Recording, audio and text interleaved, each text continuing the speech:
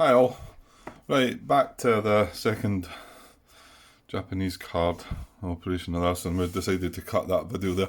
Like I say, if this goes in quick, I can possibly add it onto that part, but we shall see. Right, I've had a look about the map to see what units we might be able to activate, and these are the only two that are stacked with naval units that could use organic transport. And I can't activate both of them from an HQ. That's right, isn't that, Grant? Yeah, because South HQ, although it reached that, it clearly won't reach down to here. South Seas HQ can reach that. 8, 9, 10, 11, 12, but can't stretch across to activate that one. Combined fleet up the top can actually reach that one, but again cannot stretch down to this one. So that's the only ones I can see that are stacked with naval units. So that's the only one we're going to be able to use with organic transport. So at first I was thinking then, well, we're as well just activating south and seeing what's there. But I might start going through this and then change my mind and realise that there's a better option. But let's put the card up there.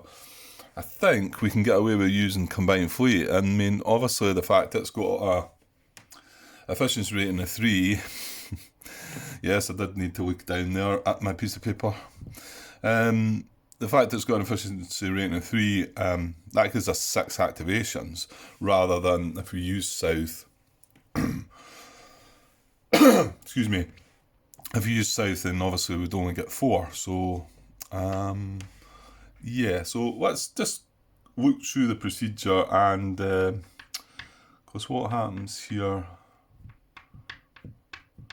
Where are we at? We're at unsupported invasion, aren't we?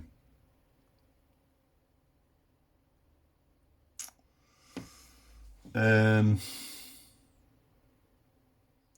how am I? Yeah, we don't actually follow any more of the flowchart, do we? We're just at unsupported invasion, and then we use ground unit amphibious assault. So, okay, if we're going with that, we're going to get 6 activations. Yeah, that's right, yeah. And we've got 3, an OC value of 3, so naval units can move 15, air units get 3 legs, and, well, ground units would get 3, but 3 movement points, but we're not going to move any ground units across the ground. We're going to bring them in by sea. But this is just where it gets tough for me to. Fair enough. This is straightforward. I want to do this first, but then after that, what is my next choice here? It says activate 1 ground unit to invade the target via AA. So, and then use organic transportation if available. Well, it is available here for Joe. However, once we cycle through things again, we're going to come to the same situation, unsupported invasion, and our next target would be what was it going to be? Where are you? Makassar. So that's the second priority, is Makassar, which is down here. So what do I use for that? I clearly can't use organic transport. Yeah, fair enough. But what do I use? Where does it tell me? This is a half-strength army. Do I use this unit to amphibiously assault this? Or I could use this little guy. Do I use it to amphibiously assault? I can see where there's obviously a strategy involved, having these units stacked with naval units so that they can make this move that we're talking about here. But moving that guy down to here is not, unless we move a naval unit too, but there's no talk about needing to do that. However, yes, hang on, Grant, because they can't react, can they? They cannot react. This is not a special reaction hex. It's not an enemy air zone of influence around that. So we're just moving down there into the hex and grabbing it. So there's no need to be having naval units escorting these at all, is there? I mean, it does also say, what was it? What did it say within the post-battle move an air unit if possible, otherwise use a carrier? See, hang on, are you missing something here, Grant? Post-battle move an air unit if possible, otherwise use a carrier. So hang on, maybe I'm grasping the wrong end of the stick here. Maybe, just going back to the DEI neutralization. Hang on, this is jumping about a bit, but in the box where our strategy is ended in DEI neutralization, and there are 4 targets. I mean, the note there, that note 4 is post-battle move an air unit if possible, otherwise use a carrier. Which makes me wonder if that's all I'm wanting to do. And maybe I should be looking at the next strategy to then move air units and then post-battle move them into these.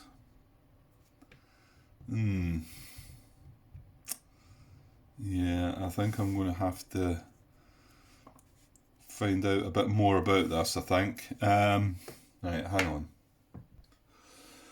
Okay, I think I found some information.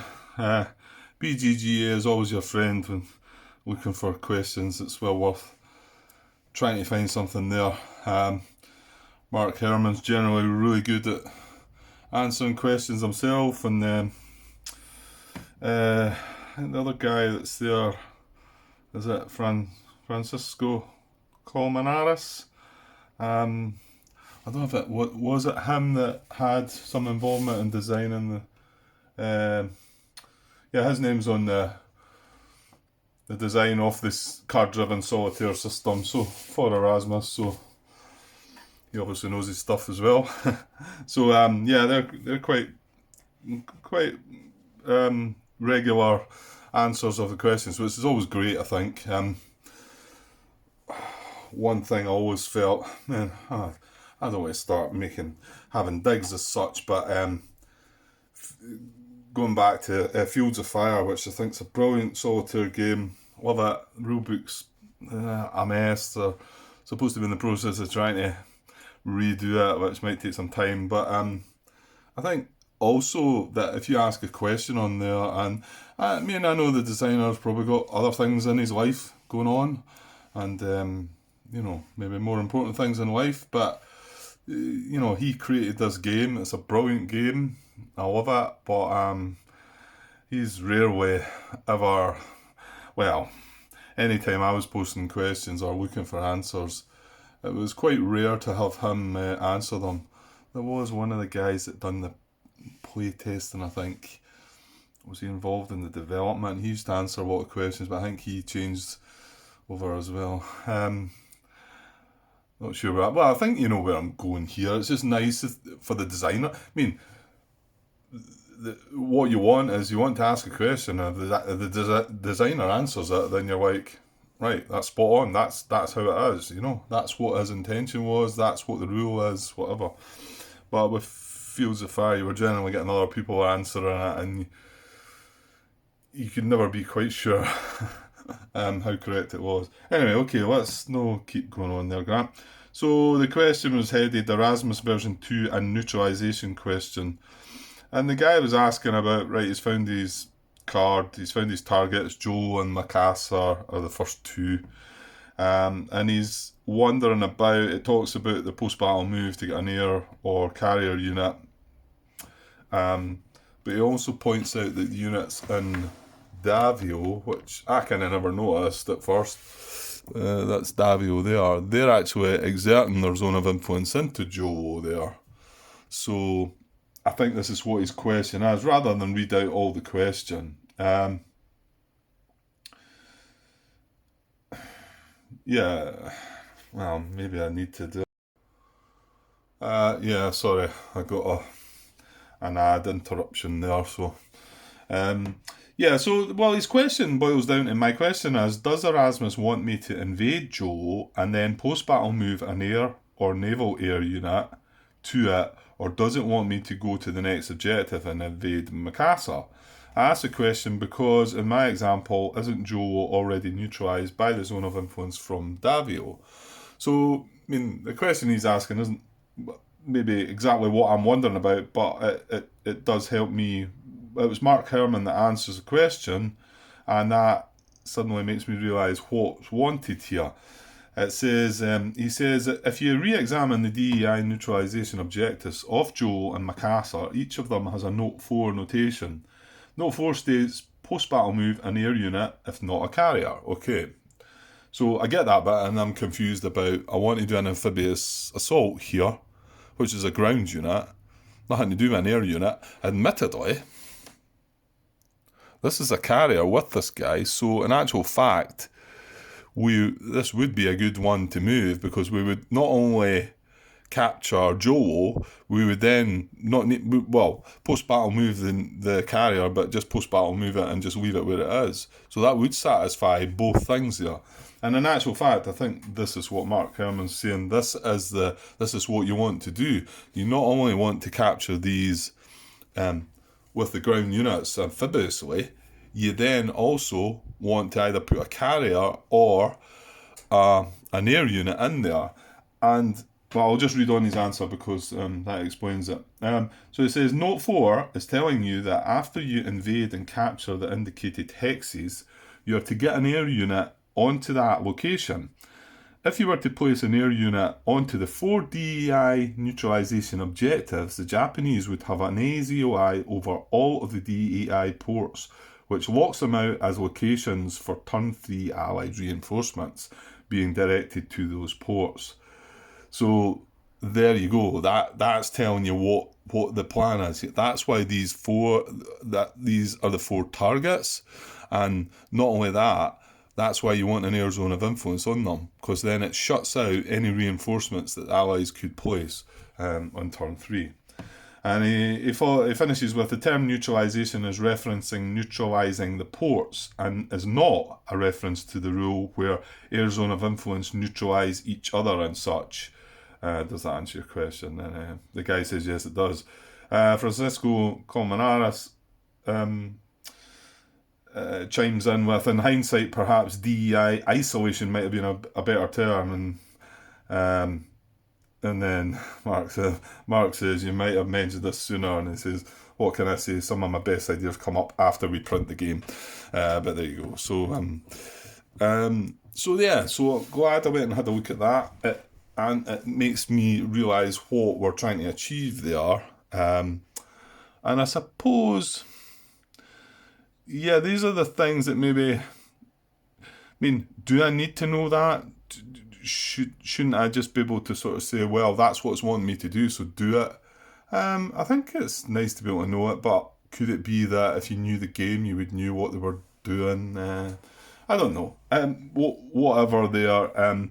So now what we're going to do with our 6 activations, when this is the only way I can think of it, right? Our first one is going to be to go to Joe.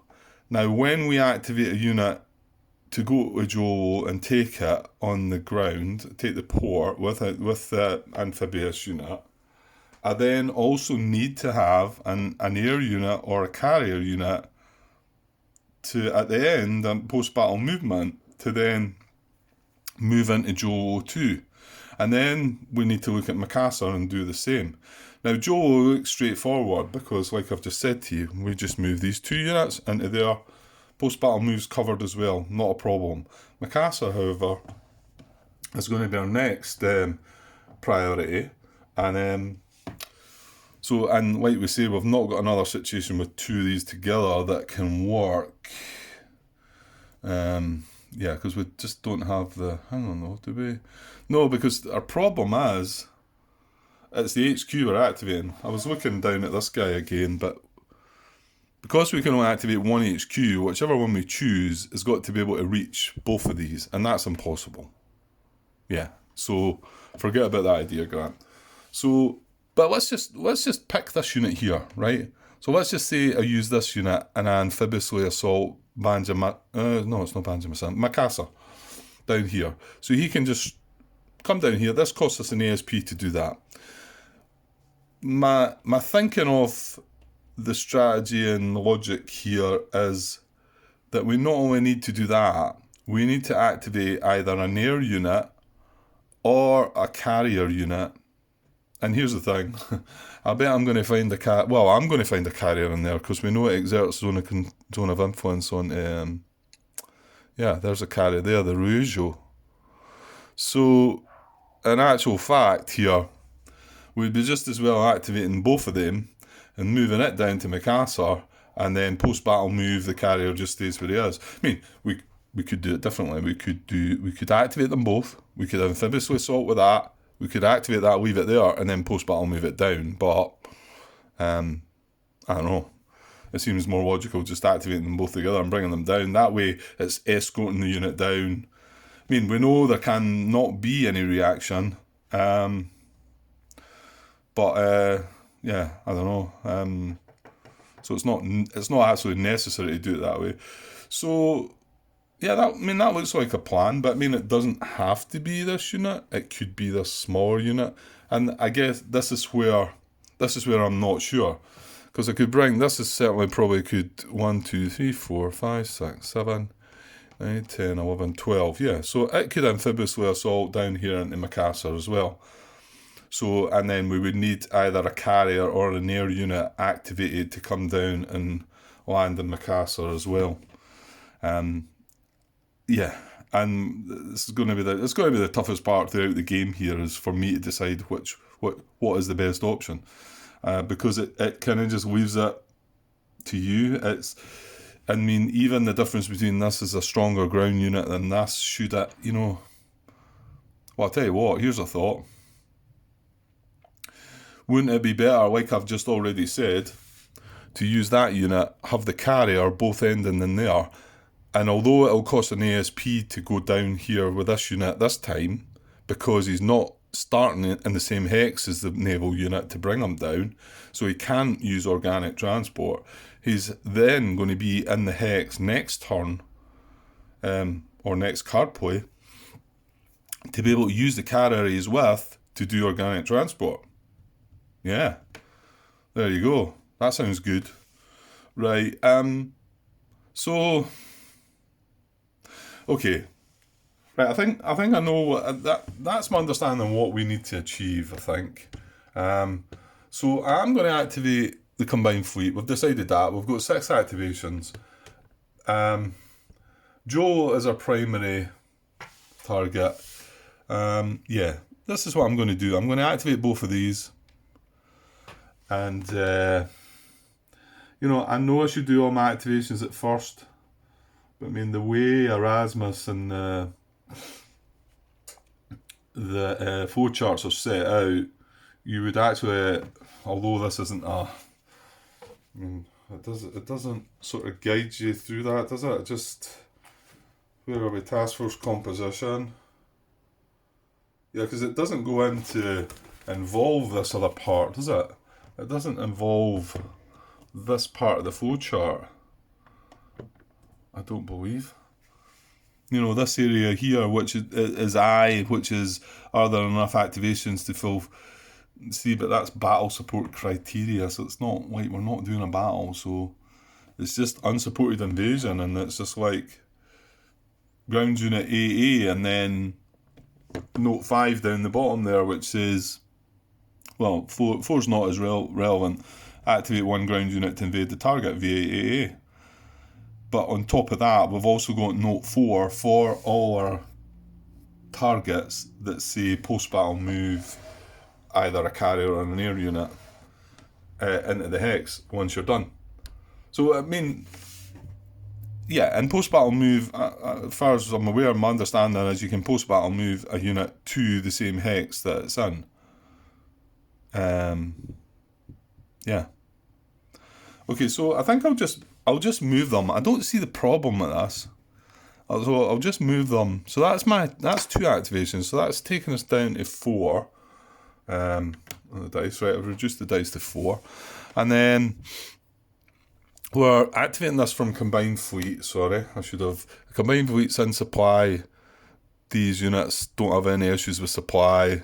Obviously, there's nothing to stop it. This air unit's away as well, so it's not as if we need to worry about that. 1, 2, 3, 4, 5, 6, 7, 8, 9, 10, 11, 12, 13.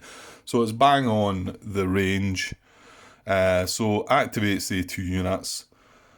They move as they're stacked in the same hex, so we can use organic transport into Jolo. And that's it. And with that, we will post-battle move that carrier unit to Jolo. You know, there's nothing needs done with it. It's done. It's in the right place already. I mean, like I say, we could have. Oh no, we had to move them together, didn't we, to avoid the ASP? Fair enough. Okay. And I thought about getting out the rules there just to talk about the organic transport, but I think I'll just leave it. It's a way of doing it without spending an ASP, but the unit has to start, and it's only these wee units with a wee red square in the middle with the anchor. Sorry, I don't know what they might be called. It's only them that can use that and organic transport, and they need to start in a hex with a naval unit. Okay, right. So, and then I think that's what was it called? Joe. That's Joe dealt with. Now the next one is Mikasa, like we said. So, but that looks like a good play. So we're going to activate the 1 SN here, and again it's within range of. Sorry, it's within range of the combined fleet, and although I need to move that down on a separate thing this time. What my reading of what needs to be done here is that once it is moved, and once we get to post-battle movement, I need to be able to have an air unit or a carrier unit in there. So I'm going to activate the Ryujo here. And I mean, it has a zone of influence, so that does mean that zone of influence is going to move away. Is that an issue? No, because it's not it that's stopping this Southwest Pacific. That we've got an air unit there stopping that. Oh, wait a minute though. It is actually a zone of influence in this air unit.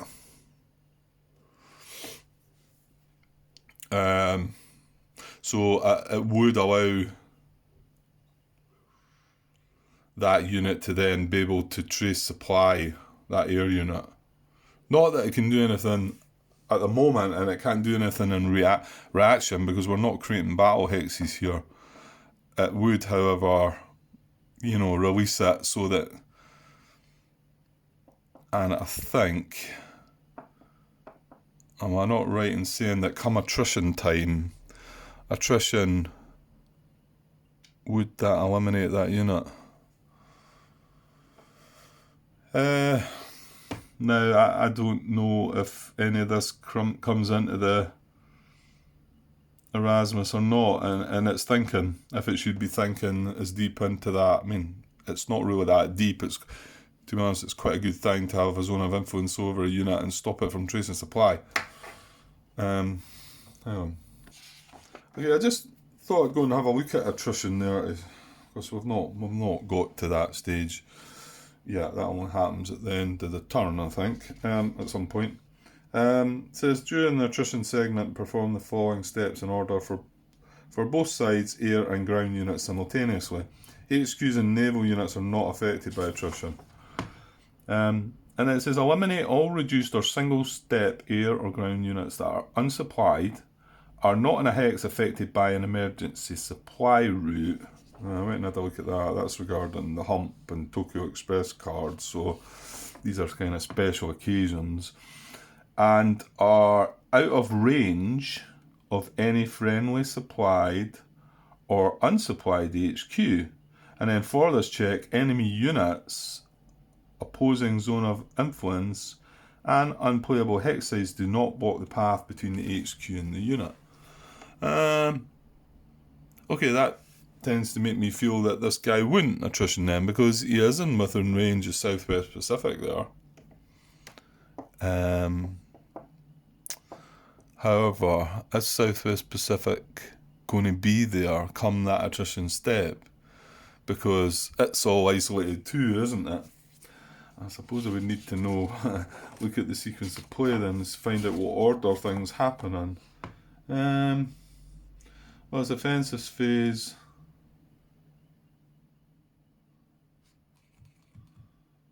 Maybe actually I've missed a step here then.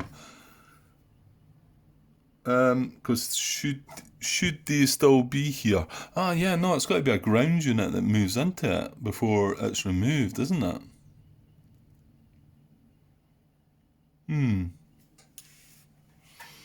Yeah, so that might not happen this turn, but it might. Okay. I don't know here. I mean, if you were the Japanese player and you knew what you were doing, unfortunately I do not, but would you sort of say, well, I don't want to move that for there because it's kind of locking this air unit down, and you could quite as easily use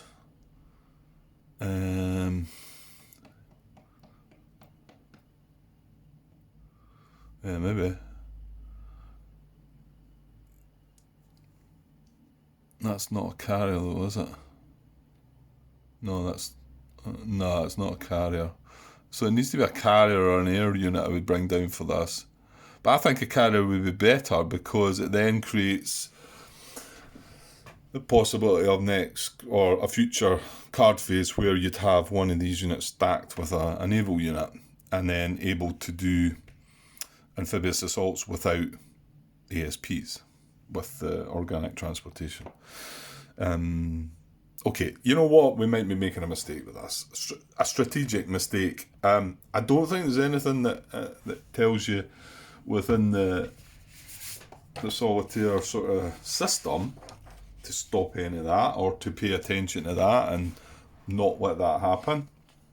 But that's not to say that I am meant to try and play the game when I make these decisions for the best, the best possible outcome for the Japanese. So, but I guess that's where I'm at a bit of a loss because I just don't really know the best strategies for the game and whether what I'm saying to you there is relevant or not.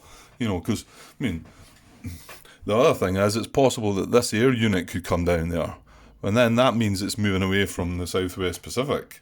And it's letting supply back to that maybe. So that does seem like a wrong sort of choice. And this doesn't seem as important, but it could be that it is still important and I shouldn't be doing it.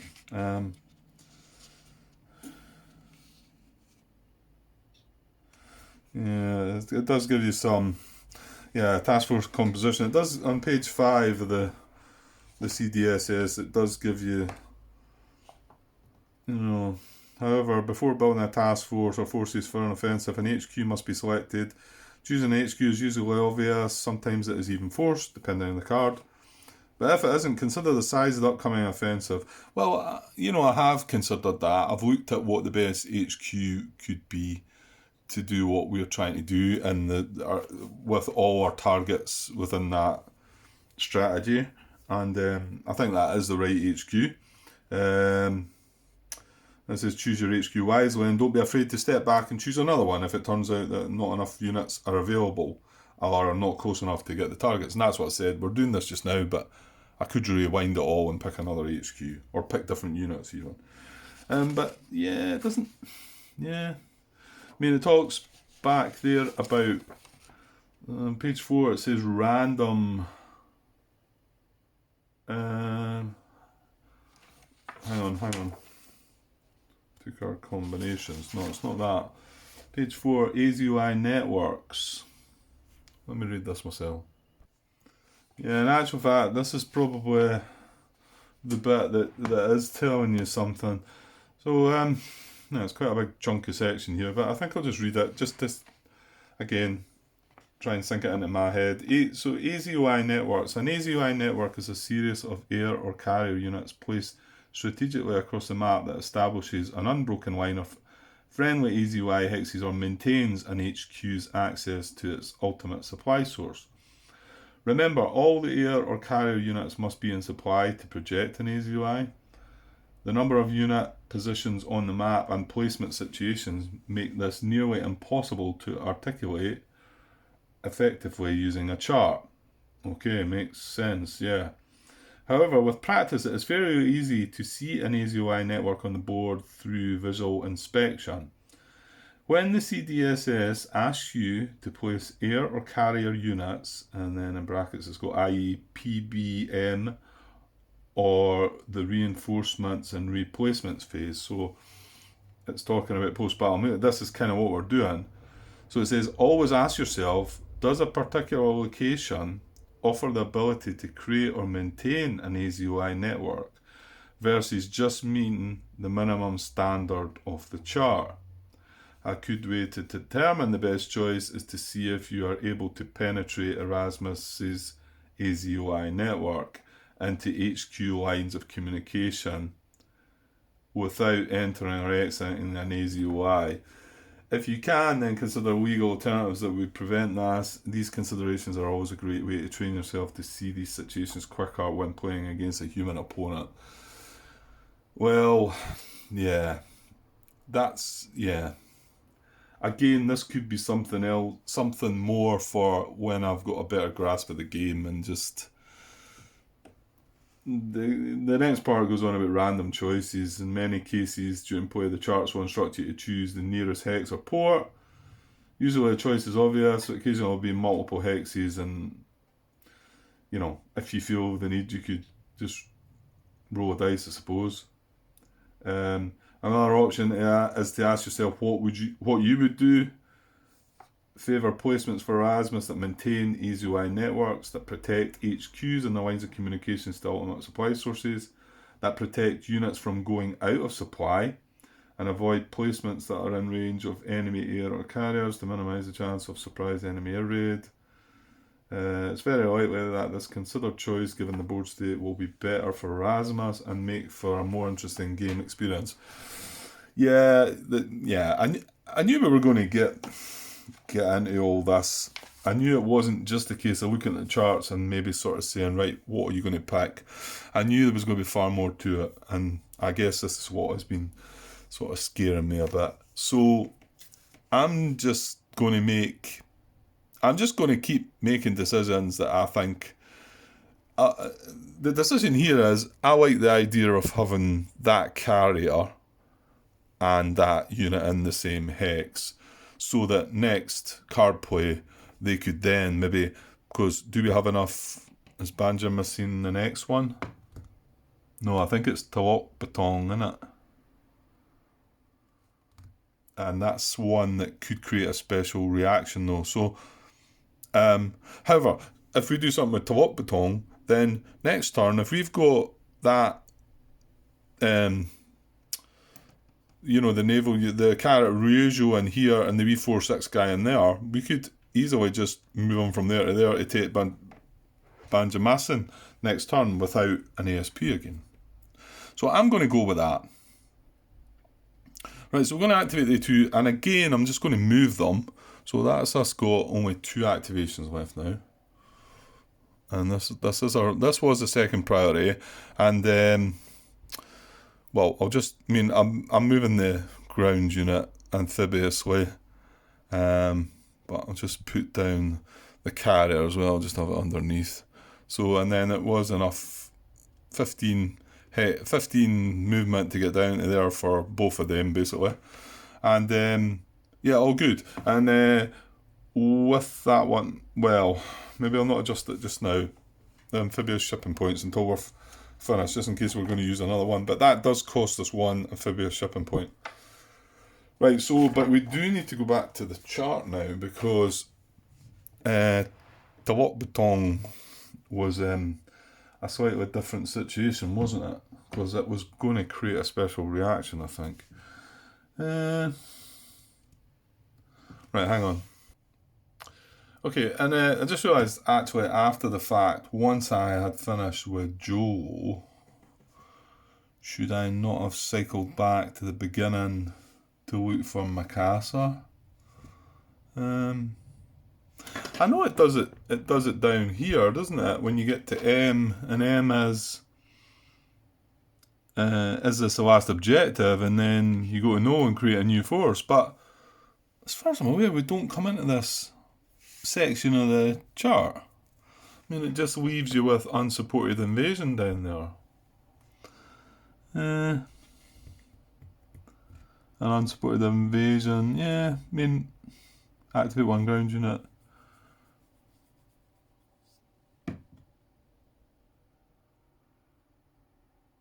Yeah, I don't know. I'm not sure. I mean, assuming we go back to the start, we would get the exact same results for Makassar anyway. It's not an air naval attack, it's a coastal hex.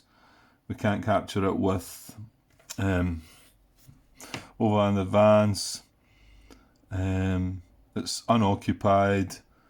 Is the target a potential SR hex? No, and then down to supported invasion. However, now we're on to Lock Baton, and then, like we've said, just having a glance at that again, the air unit in here, which is now in supply because of Abda, exerts a zone of influence into Lock Baton. So if we attempt to amphibiously assault that, it will create a special reaction where the allies might be able to do something about it. So the answer to question G here is a yes. So it comes along to H instead.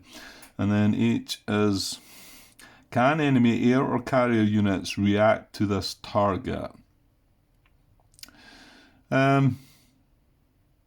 Well, yes, they can, can't they? I mean, to be honest, there's 2 or 3 options there, isn't there? There's the air unit there, there's this US Asia, there's the Dutch unit here. They can all be activated by Abda. They're all within range, they're all in supply, yes. Yeah, so the answer to that is yes. That was H, wasn't it? Oh, sorry, it was the enemy air or carrier units.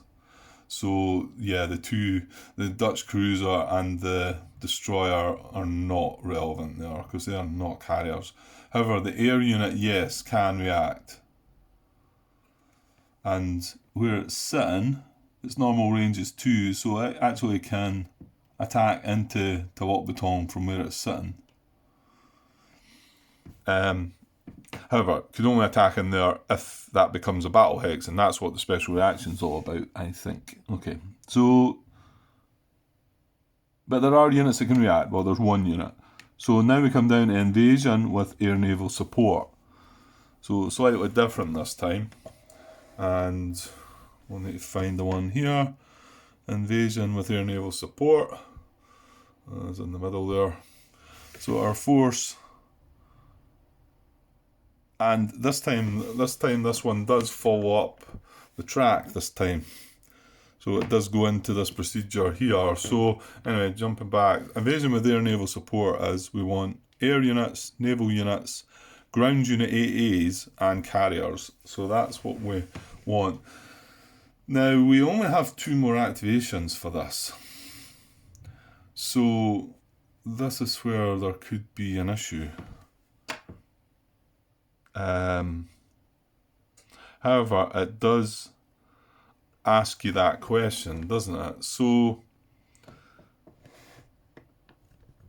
we would come up to activate units for the target, and 3 and 4 again are for ground units occupying and on Japanese islands. Right, that's not relevant, but 3 is following selected strategies, force, composition type.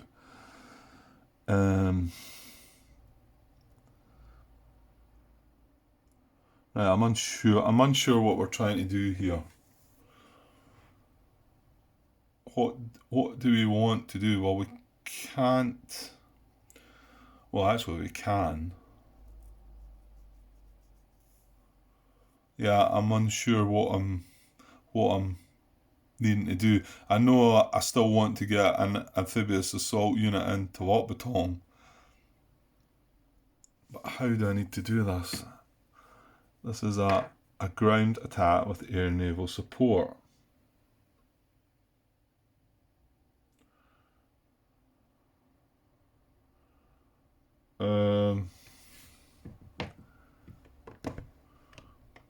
And there's a oops, so daisies. Sorry. Battle support criteria.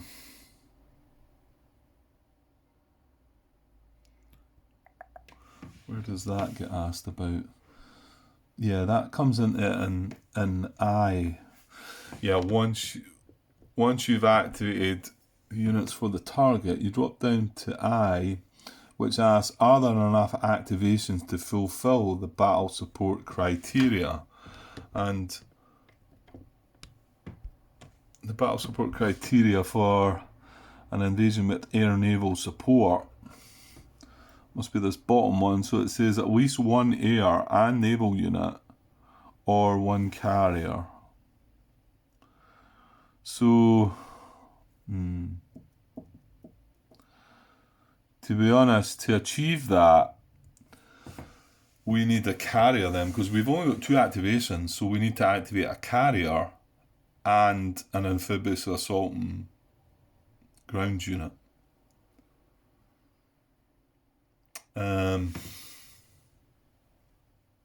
Okay, this feels like a time where I might need to rewind things, because let's get the bigger picture, Grant, actually, because we need to stretch out a little bit here. Because, right, going by what I'm seeing there, we need a carrier unit. Because we've only got 2 activations, we can't bring just a normal naval unit and an air unit and a ground unit to take the hex, because we've only got 2 activations left. So it needs to be an air naval carrier unit. That reduces the amount of units we need by 1, and the ground unit. So, but unfortunately, these 2 carriers are the ones that we've used, and they're in this area. Now our next carriers, I'm pretty sure there's one in this big stack here. And is that Tokyo? I think it is. Yeah, it's Tokyo, yeah. So pretty sure there's one in there. But that's the closest one we've got. This isn't one either. And well, going across to the South Seas it's too far away as well. But these aren't as well. These aren't carriers. That's a cruiser, and that's an APD, right? We don't know that one. And then further across here, but this is out of range. It's not even a carrier as well. So well, maybe I should just double check that there is there's bound to be a carrier in Tokyo, isn't there? Yeah, we've got the Soryu, Shikaku. So they're up there. Now, 15 hexes for them. It's too far to get down to Lockbaton. However, it's also too long to get down to here. But 1, 2, 3, 4, 5, 6, 7, 8, 9, 10, 11, 12, 13, 14. It can reach Jolo, which was the first of our targets. So I don't know if this is what the intention should be or not, but if I rewind these 2 moves and think them through again, I could get a carrier from Tokyo down to Jolo. The problem... no, I can... Well, no, I can't really, can I? I need to bend some sort of... Not bend the rules, but bend the sequence of it. Because our primary target is Jolo, so we should be doing that first. And it does say that if you can use organic transport, you should do it. So that would be that. However, if I take that back and use a carrier from Tokyo down to there, and then use this unit to join the carrier, that would cost me an ASP. But if I do it that way, no, sorry, I would be using another unit, I think. Yeah, because they would go back to there. What I'm meaning is, look, rewind that, right? Put that back to there. Yeah, in fact, let's rewind things. These two guys go back. This guy was in here, and then the Ryujo was in Davio. Okay, so let's play this, and we've got 6 activations. So let's just start again, and I'll show you what I'm meaning. I mean, maybe you know. So Joel is our first target. So yeah, I feel like we've got to take Joel before we can look at anything else. But it wants us to try and take it without using an ASP, which is simply the move that we made. However, let's say that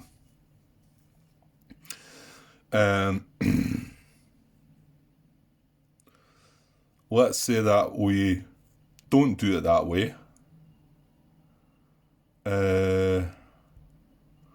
What was that I'm trying to achieve here?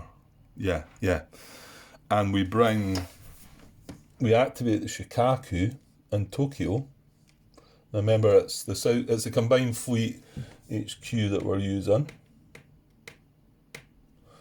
So we activate it, and then we move it 1, 2, 3, 4, 5, 6, 7, 8, 9, 10, 11, 12, 13, 14. However, we're activating a ground unit as well.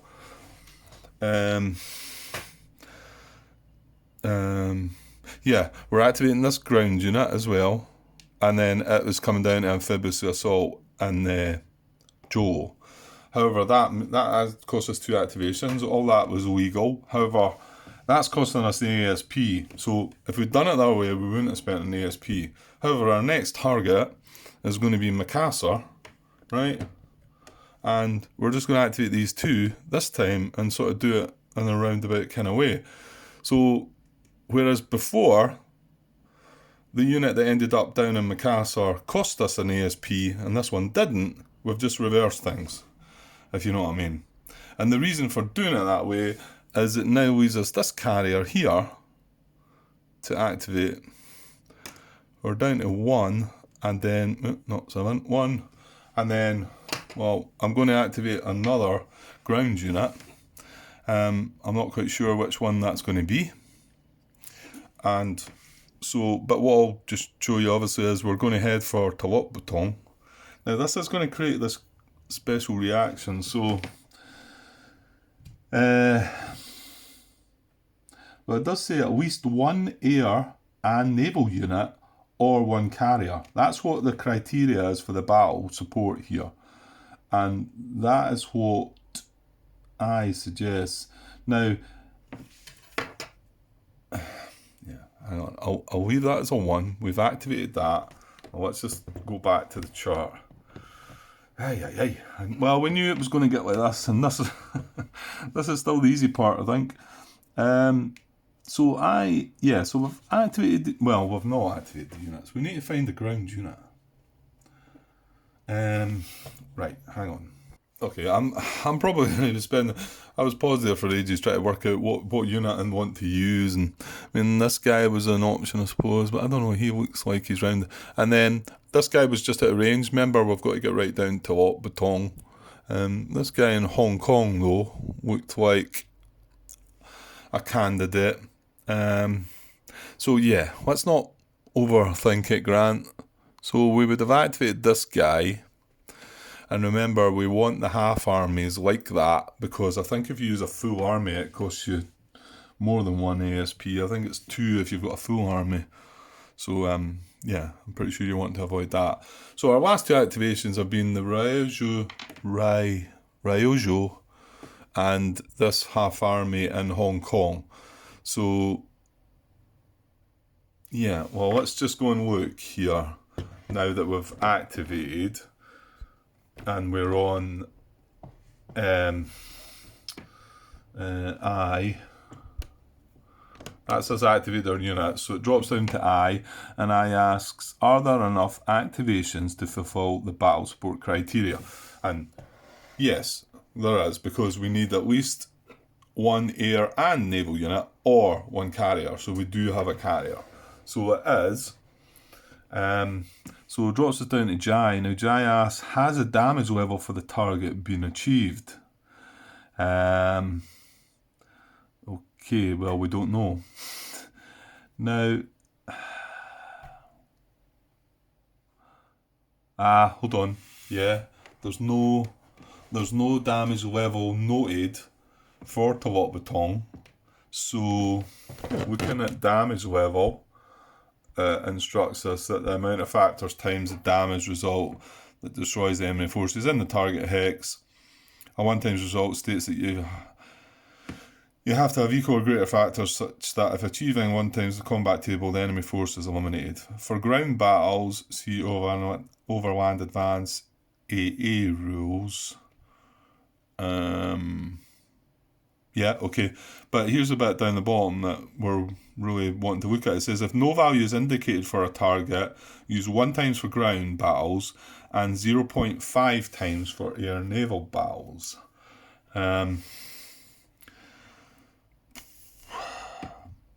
I feel like I'm not quite... I feel like I've missed something, but...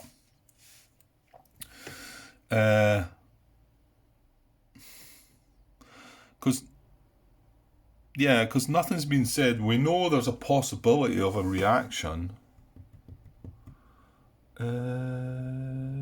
No, hang on, Grant.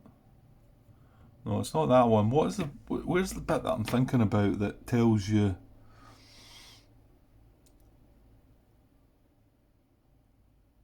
Aye, 3.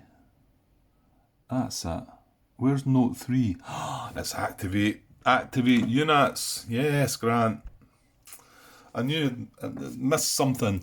Notes 3 and 4 here, and I think I did point to them, and maybe I did start talking about them.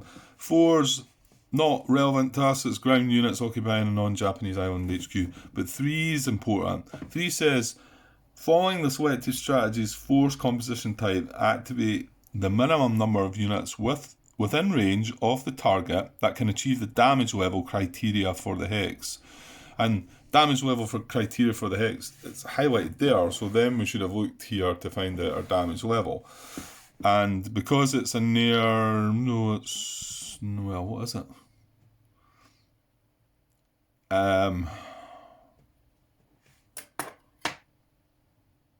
Well, it's an invasion with Air Naval Support.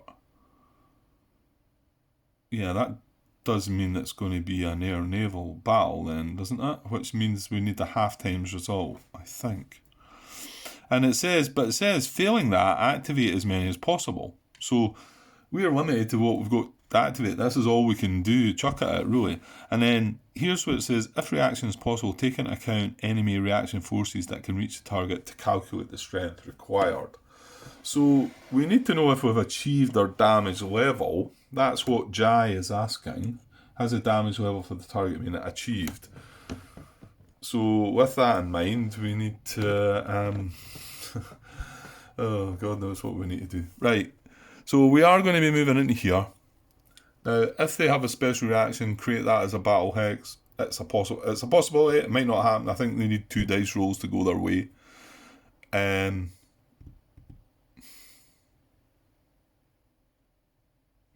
Yeah, we can move both the units in there. So, and then it can react. Yeah, I mean, it can react with this unit too, can't it?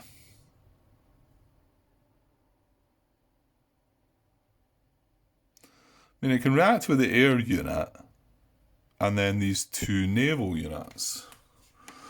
But that wasn't asked about before, was it? Because I mistakenly put them into the mix, but it was asking only for carriers or air units.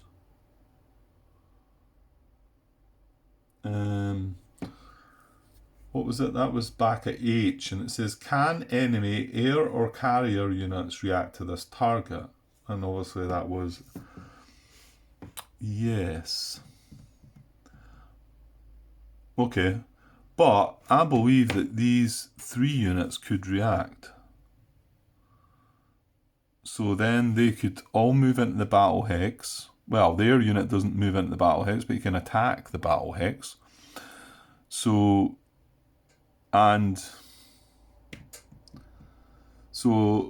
for us to defeat all of them, yeah, we're definitely not. We're bringing 6 air naval factors. Yeah, we're not going to be able to do anything to any of them. This feels like not a clever idea. Well, let's just say I've got that right, that we're bringing 6 strength, and that's not enough, basically. If all the 3 units react,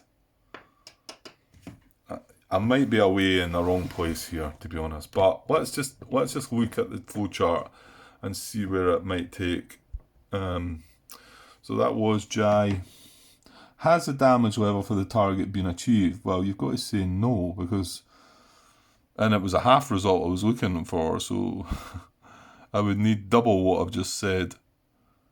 Yeah, there's no... I mean, I need... Oh, I'm not even going to tell. I'm not even going to say what I need. Let's see what no says. No says roll a d10. So where is that going to take us? 0 to 3. If we got a 0 to 3, it's move activate units to the target, so it's going to go ahead with it. If it gets a 4 to 9... Sorry, I'm not quite along there, am I? 0 to 3 takes us to carrying on with the attack. 4 to 9 takes us to execute air naval attack against weakest stack.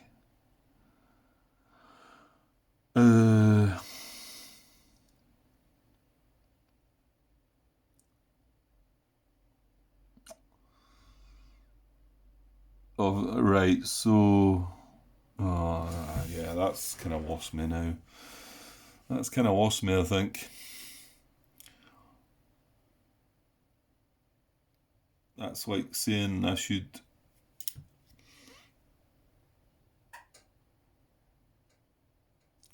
Well, if I move into hex, I can still declare... I could declare one of the hexes a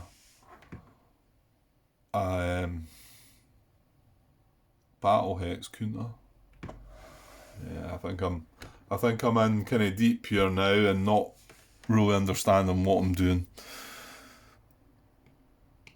Yeah, might be better just taking a break, maybe looking some things up, because I'm getting all... That's a pity, because it felt like that was all right here, but we're just not really got the force left to go and deal with this, because I'm pretty sure these 3 units can react and attack us, and that looks like it would be a bad idea for us to make this move at all. So, I mean, should I maybe just step in here and say, right, let's not activate the 2? Let's forget about Talok Baton. And we've still got Banja Masin, which, in actual fact, we could just go and take. Because we can activate, we can get the Rejo, and the ground unit that we've got, amphibiously assault Banja Masin, and there can be no special reaction there, so none of these units can react. I mean, it's just unfortunate. Well, it's not unfortunate, it's like how they've set up the priorities, but our third priority is Talok Baton, whereas the fourth one's Banja Masin. Banja Masin. So, yeah, I don't know. I don't know what's right there. You know, I want to be able to continue following what it's wanting me to do, clearly. Oops, sorry. Bumping things about, making a noise and all that. But this down to here feels wrong. However, we can move this down to here, they could roll the dice and fail the special reaction, then this is not a battle hex, and then I think if it's not a battle hex, I don't think they can then roll for reaction. So they need to succeed. I'm saying that the OC value is a 5, but they will get a -2 to the dice roll for me moving into a enemy zone, a zone of influence of an enemy unit. And again, that doesn't matter if it's neutralized or not, I believe. So that would be a 7 or less. Yeah. Just, yeah. Give me a sec. Okay, I was off trying to find out something, and I suppose it was mainly to find something about this. If you ended up with the result, execute Air Naval attack against weakest stack. However, I mean, if you did roll a 0 to 3, you're kind of moving on with the fight, aren't you?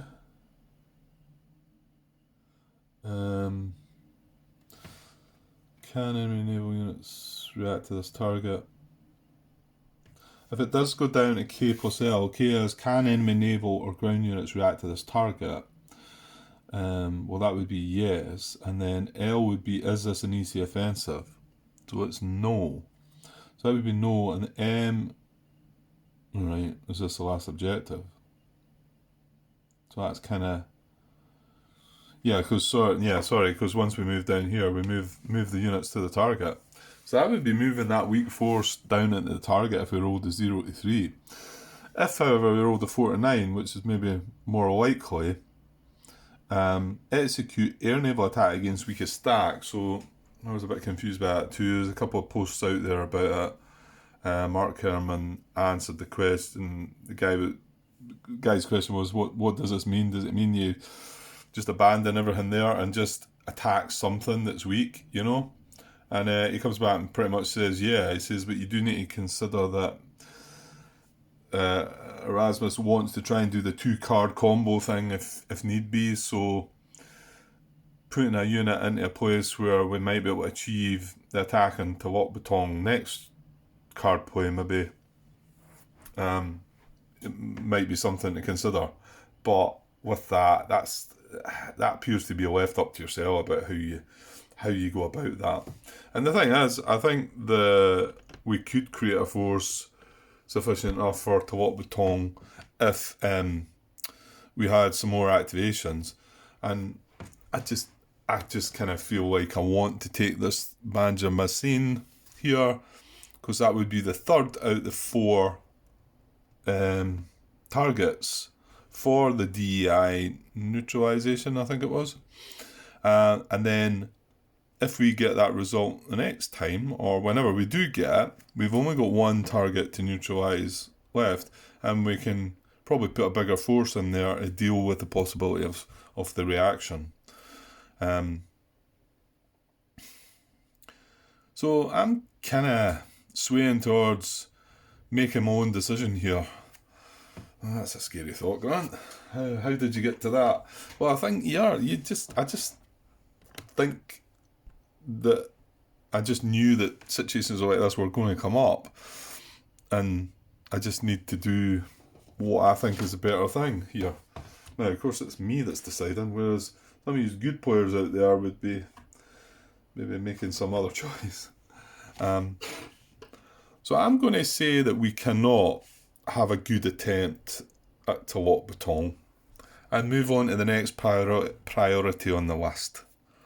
Now, I'd appreciate any comments here about doing this and about how you felt you would deal with this. Like I say, I'm a procedural kind of guy that wants to go through the things step by step and do them in order, and this is in order, so I'm now doing something out of order, which gives me the shakes and makes me wonder, what am I doing?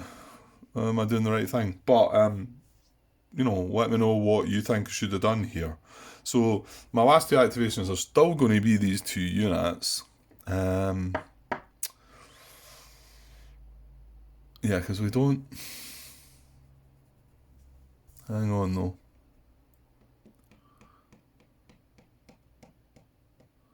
Oh, that's not far away. I was just looking at the possibility of grabbing this guy. Because, again, these stacked with naval units look like a good plan. 1, 2, 3, 4, 5, 6, 7, 8, 9, 10, 11, 12, 13, 14, 15. I'm one away. Sometimes you just move a hex though, and give me a sec. Yeah, I'm just looking if I can move, but I can't move through this hex, can I? No, I can't. Because if I could, he would make it 1, 2, 3, 4, 5, 6, 7, 8, 9, 10, but I've got to go 11, 12, 13, 14, 15. Yeah, there's no way you're getting it, Grant. No, I can't make it. I think it's just one hex short. So that would have been a nice guy to have brought along with the Ruejo, and I think that would have been a better choice. The fact that we're obviously targeting this hex now instead of the Talot Baton, you know. Hang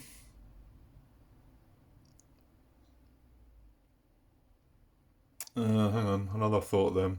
Yeah, I was maybe looking at this unit up here in Shanghai, but just to drag something from a wee bit further away, but he's one short as well. You know what, we'll just leave what we've got. So there are my last 2 activations. I'm going to step over the priority order, and we're going to go for Badge of Messine, basically because there's no risk of special reaction, and the Regio and the damn it, knocking things down here. These wee 2 units down in the Australian Townsville, they must be right in my arm way, and I keep knocking them over. It's not a huge big deal. But anyway. So, and then this guy's going to make his way down as well. So, yeah, please let me know what you would think about all that, if that felt like... To me, it feels like a better play. Within our DEI neutralization selection, which was to take Jolo, in this order, Jolo, Makassar, Talot Baton, and Badge of Messine. But out of the 4 of them, the third one, Talot Baton, is going to create special reaction, causing us issues. Now, I mean, yeah, you could roll the dice and they don't react, and then we end up just sitting in their suite. But because there's that risk, I think you've then got to go down another sort of tree with the chart. So yeah, so I'm going to go with that, and that was our 6 activations. We've not created any battle hexes, so the allies cannot react. That is going to cost us now. There was only one of these that moved with the unit. I can't remember how I've done it now because I changed things about, but one of them did not cost an ASP and the other 2 did. So we're going to adjust our ASPs. Here we go. Yeah, 1, 2. So we used 2 amphibious shipping points for that move. So yeah, and oh yeah, I forgot about the whole post-battle movement. But these are all got carriers in them, haven't they? Yeah. Yeah, and that was the whole point of this, wasn't it? So again, that feels like that was the right way to have done it. Brought a carrier along. I mean, yes, I could have activated an air unit as well. I mean, yeah, that's true, isn't it? I kept thinking a carrier. Oh, but the reason I was bringing a carrier for the last one was because we thought we were going to be having to deal with a combat. Oh, man. You know what? Let's just go with that. So these are going to post-battle move just to where they are. They're not going to go elsewhere, because obviously that's what the Erasmus wants to happen. Wants these 4 hexes. And unfortunately, we don't have that one yet. But I think it gives us a good chance that if we get that strategy again, then we should be able to give this a go. Okay. Right. Well, I think that's that. Didn't take long, did it? Yeah, right. And this doesn't get removed from play, remember, because we weren't playing this as an event, we were just playing it as the OC value. And because I was going to say, let's look at the allied hand just in case there's something that they could have done, but we weren't allowed to react at all, were we? You know what? I think the only cards that can do something are the ones that are in blue and they say reaction. So the allies don't have any of them in their hand. So, but obviously I think I would need. But I'm just wondering about there is. I mean, looking at the the Japanese card here, this is a counter-attack card, so it needs to have a reaction. There needs to be a battle hex for it to be able to use that. This is a weather card that cancels a move out.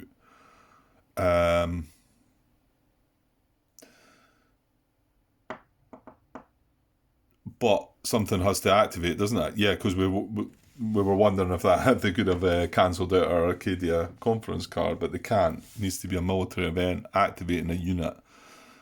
Does it? Just wonder if that had been the allies that had done that move. Yeah, I think we could have used that. The weather card could have been used on that, couldn't it? Because we did move things. Yeah, and then the submarine attack. Well, there you go. Played during an offensive at the end of all combat against. Yeah, that's cards that you could possibly use as well, though. So I'll need to keep an eye on that. Once we use that submarine attack from the allies, and the first card play of the Japanese to great effect, didn't we? We took out that naval unit. So I suppose you do need to keep an eye on the cards.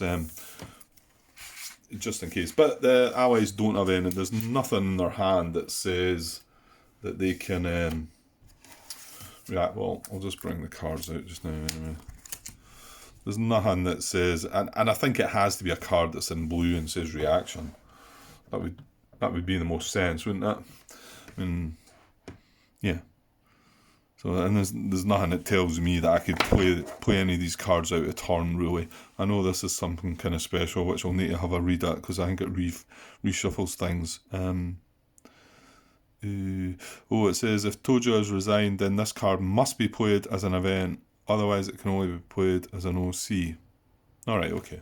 Right, we'll get around to that. Okay, I'll get this cut now, because this has actually ended up longer than the previous video, which I was going to join this on to. And yeah, so end the lesson of Grant's video recording times. They're just going to be like this, and it's. I mean, this is how I sit and play my games. This is how long it takes. And remember, you're not seeing while the camera's paused what's going on and all the cogs turning and whatever. So let's just say it's a lot longer. Although this video is an hour and whatever long. I've probably been here for 2.5 hours or something.